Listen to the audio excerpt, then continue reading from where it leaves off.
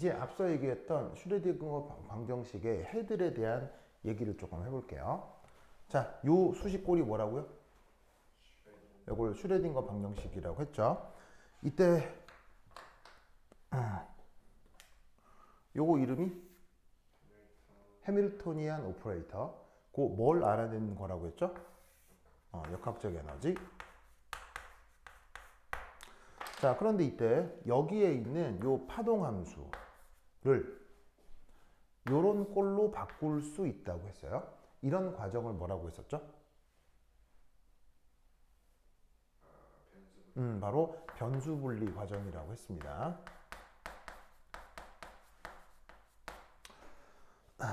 그래서 R이라고 하는 부분의 이름이 radial part, Y는 angular part라고 했었죠. 그래서 사실 내 교재에 보면 이렇게 이제 구분을 해서 이제 구체적으로 미분 방정식을 풀어나가는 과정도 소개를 하고 있는데 뭐 그런 것까지 실제 시험에 나오는 건 아니기 때문에 그냥 이렇게 했나 보다 정도만 알아두시면 됩니다. 자, 이때 그래서 이제 이걸 가지고 이제 막 뭐 어떻게 풀 거 아니에요? 막 풀면 이게 이제 풀어나가는 수리적 편리성 때문에 이게 뭐 무슨 거대한 이유가 있는 게 아니고 수리적 편리성 때문에 둘 중 앵귤러 파트 요 y 이놈의 해를 먼저 알아낼 수 있습니다. 무슨 말인지 알겠죠? 그래서 그 해가 어떻게 생겨 먹었느냐가 교재 표 4 거기 보시면은 33페이지라고 되어 있네요. 33페이지에 표 4에 거기 나와 있을 겁니다. 찾았어요?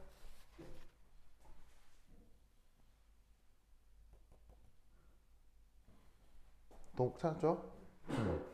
그래서 얘들이 물론 이게 다는 아니고 실제로는 그 해가 이게 무한 가지가 있습니다.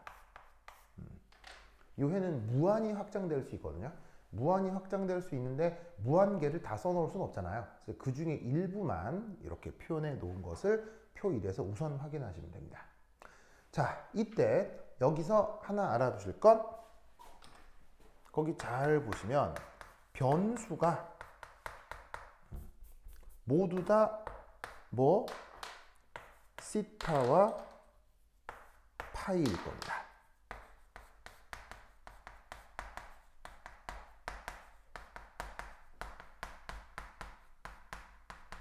맞나요? 그래서 이제 표 4를 보시면은 거기에 이제 그 시타 변수도 찾을 수 있고 파이 변수도 찾을 수 있습니다. 뭐 물론 특징적으로 뭐 이렇게 어떤 거는 파이만 있기도 하고 어떤 건 시타만 있기도 하는 그런 애들도 있는데 뭐 그걸 떠나 전반적으로 보면 시타도 포함되어 있고 파이도 포함되어 있는 거죠. 무슨 뜻인지 아시겠죠? 그래서 저 앵귤러 파트라고 하는 녀석은 저 각도들의 함수겠구나 이렇게 생각을 할 수가 있고요. 두 번째는 오호 확실히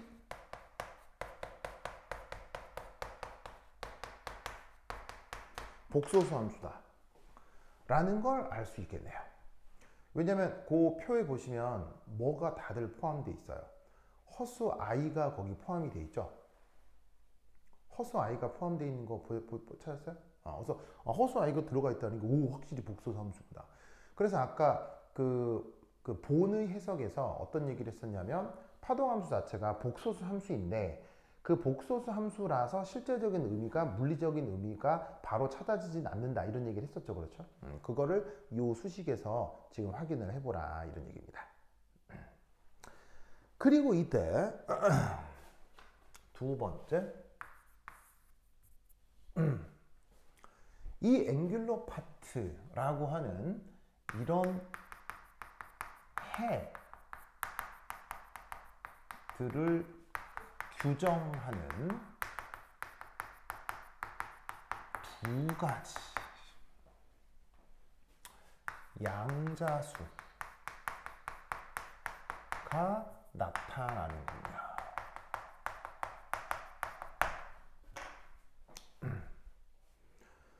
자, 그래서 여기 새롭게 양자수라는 말이 나오는데 영어 표현으로는 퀀텀 넘버라고 합니다. 우리말로는 양자수, 영어 표현으로는 퀀텀 넘버. 이 퀀텀 넘버라고 하는 건 그 뭐 해석하기도 그 미분 방정식을 직접 수강해 본 적은 없다고 했는데 그 뭐 어렵지 않아요. 그냥 미분 방정식을 수강을 하면 첫 시간, 미분 방정식 첫 시간에 나오는 얘기예요. 바로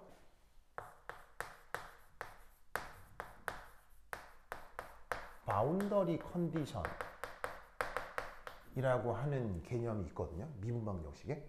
그래서 이제 이거를 우리말로 어떻게 번역하냐면 경계 조건이에요. 경계 조건. 이 바운더리 컨디션은 수학에서 어떤 함수가 나타날 수 있는 조건을 경계 조건이라고 합니다. 그래서 저 양자수라고 하는 게 따지고 보면 수학의 기존에 있었던 경계 조건이에요. 근데 이제 뭐라고 할까요? 가오라고 할까요? 똑같이 쓰던 거 쓰면 좀 가오가 없어 보이나? 그래서 경계 조건이라도 해도 될 걸 그걸 물리학자들이 퀀텀 넘버라고 이름을 바꾸어 부른 겁니다. 무슨 뜻인지 아시겠죠? 그래서 다시 한번 이 표사를 보시면 거기 여러 개들 해들이 있죠. 근데 그 해들이 누구로 구분되어 나타나냐면 바로 L이라고 하는 녀석과 ML이라고 하는 이 두 가지. 보이세요? 이 두 가지 어떤 기호로 구분되어 보일 거예요. 정리가 돼 있을 거예요, 데이터들이. 맞나요? 그래서 표사를 다시 한번 쓱 보면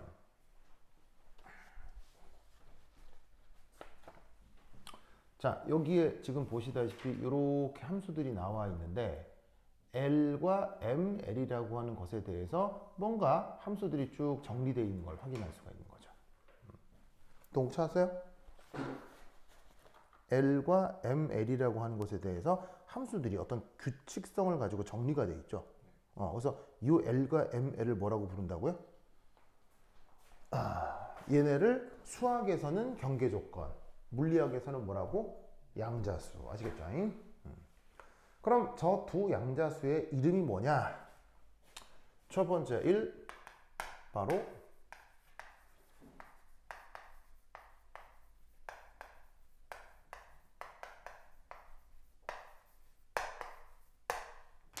첫 번째 앵귤러 모멘텀 퀀텀 넘버라고 부릅니다.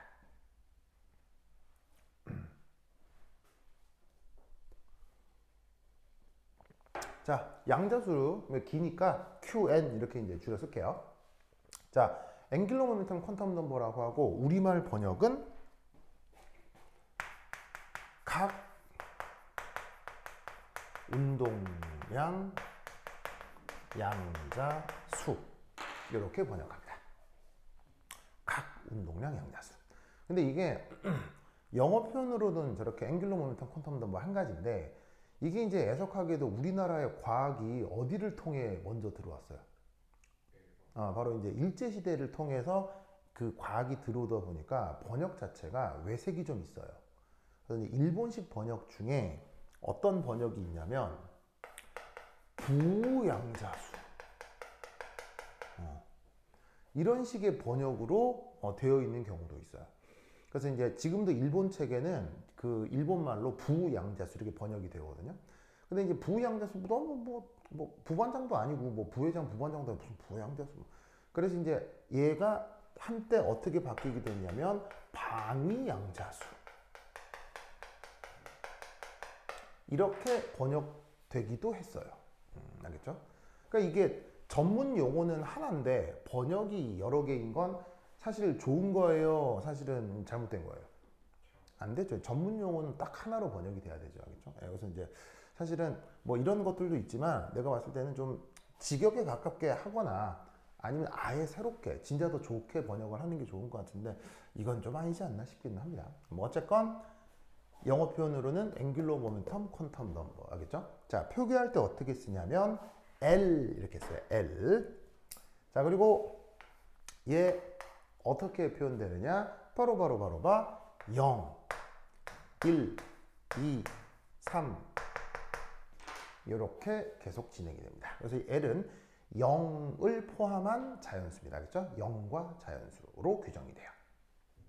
자, 이때 가군동량 양자수가 0이냐 1이냐 3이냐 뭐 이렇게 숫자로 표현하면 되지만 이 숫자들이 이게 관습적으로 무슨 적으로? 관습적으로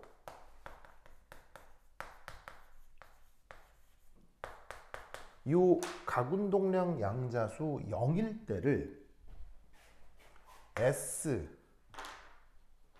그리고 1일 때를 P 2일 때를 D 3일 때를 F 이런 식으로 불렀어요. 20세기 초 그 전파 물리학자들이. 그렇죠? 그래서 가군동량 양자수에 따라서 SPDF라는 이름이 붙는데 그 예전에 배운 적 있죠? S오비탈, P오비탈, D오비탈 그게 얘네들을 뜻하는 표현이다 라는 거 요 정도는 어디선가 들어본 적이 있을 겁니다. 근데 그것이 요 앵귤러 파트를 규정하는 경계 조건이다 라는 것도 추가적으로 알아두시라 이런 말이에요. 알겠죠? 자, 그 다음 두 번째 ML이라고 표현되는 얘는 이름이 뭐냐? Magnetic Quantum Number입니다. 자, 얘는 바로 직역을 하는데 magnetic을 어떻게 번역? 자기. 그래서 이름이 자기 양자수입니다.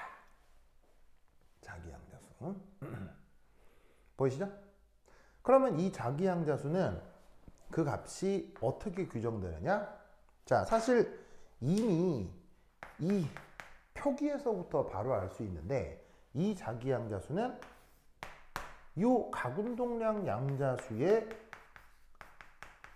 매여 있다는 걸 이미 저 표기에서 얘기를 해주고 있죠. 그렇죠? 자, 그래서 저 자기 양자수는 값이 어떻게 표현되냐면 바로 마이너스 L 플러스 1 0 L 빼기 1 L 요렇게 확장됩니다. 알겠죠? 그래서 처음에 L이 딱 규정이 되면 그 L에서 마이너스 L에서 L까지 정수 관점으로 한 칸씩 이렇게 진행되는 것들로 구성됩니다. 그래서 이제 이렇게 일반화됐으면 사실 감각이 조금 없기 때문에 몇몇 예를 들었으면 확실해집니다. 예를 들어, 자, 예를 들어서 L이 0이다. 그러면 ML의 값은 뭐란 얘기겠어요? 0. 그 다음에 L이 1이다. ML의 값은 마이너스 1, 0, 1. L이 2다. 라고 하면 ML의 값은 마이너스 2, 마이너스 1, 0, 1, 2. 1이 된다라는 걸 알 수 있다. 이런 말이죠. 뭔 말인지 아시겠죠? 여기서 오케이 됐다. 그러면 이때 0일 때 0, 1일 때 이렇게 이니까 요거 총 개수는 몇 개라는 걸 알 수 있겠어요. 개수. 개수는 총 몇 개 있어요? 수열이죠? 개수 몇 개?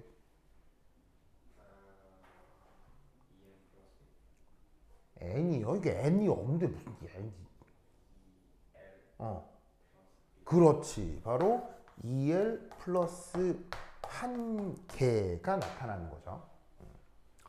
그래서 보시다시피 L이 0이면 ML이 0이라는 한 가지가 나타난다는 얘기예요. 그래서 L 0 넣으면 0이라는 값에 한 가지가 나타나는 거고 1 넣으면 마이너스 1, 1에 세 가지가 나타나는 거죠. 그래서 일반화에서는 2L 플러스 한 가지의 값들이 나타난다. 이렇게 생각해 볼 수 있겠습니다.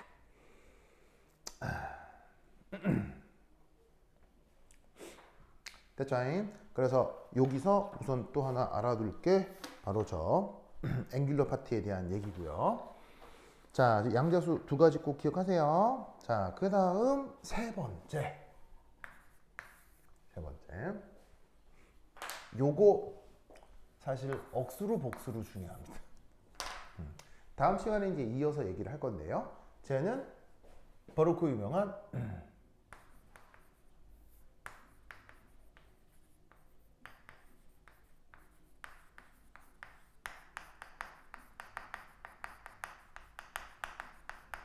앵귤러 노드에 대한 얘기입니다.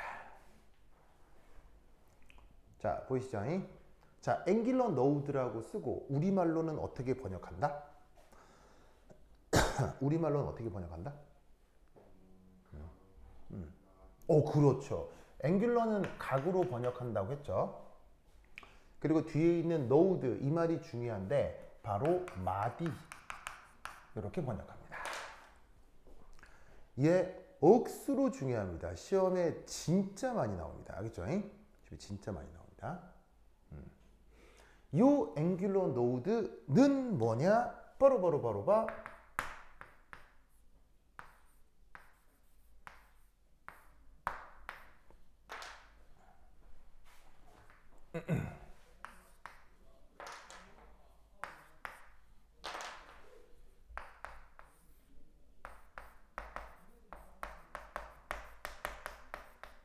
짜잔. 요걸 앵귤러 노드라고 합니다. 자, 쓰시고요.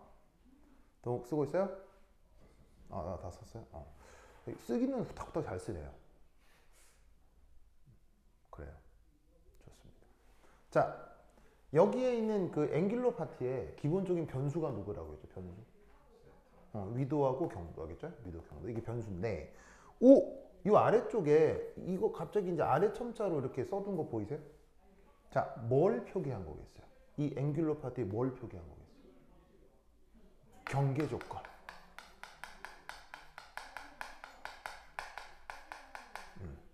그래서 앞으로 저 앵귤러 파트 그리고 나중에 얘기할 레디얼 파트도 저 경계 조건들, 그러니까 관계되어 있는 이 양자수들을 아래 첨자로 표기해 줍니다. 아시겠죠?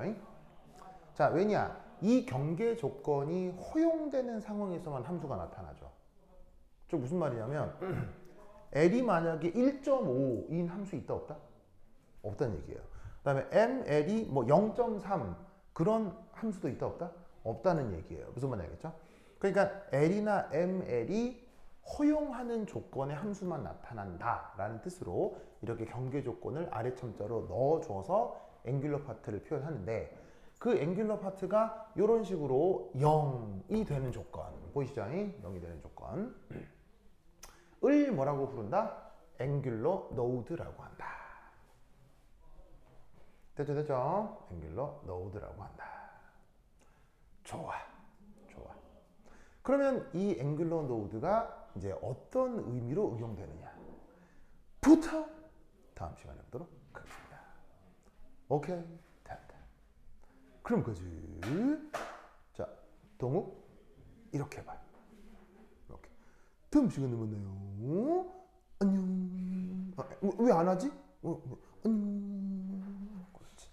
이게 우리 수업의 시그니처입니다. 알겠죠? 그렇지. 좋았어.